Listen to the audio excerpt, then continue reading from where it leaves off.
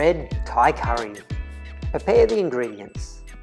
Slice the lemongrass into 4 cm pieces. Slice the onions. Finely slice the kaffir lime leaves. Finely slice the galangal root. Slice the chilli. Cut the garlic. Cut the eggplant into 4 cm pieces.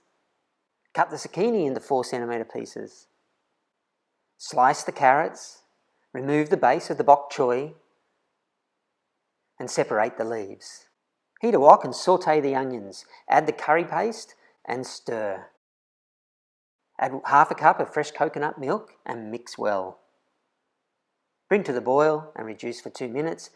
Add the raw sugar and soy sauce. Add the lemongrass and galangal. Add the remaining fresh coconut milk. Add the eggplant and cook for 2 minutes. Add the carrots and zucchini and cook for 2 minutes. Add the bok choy and stir through.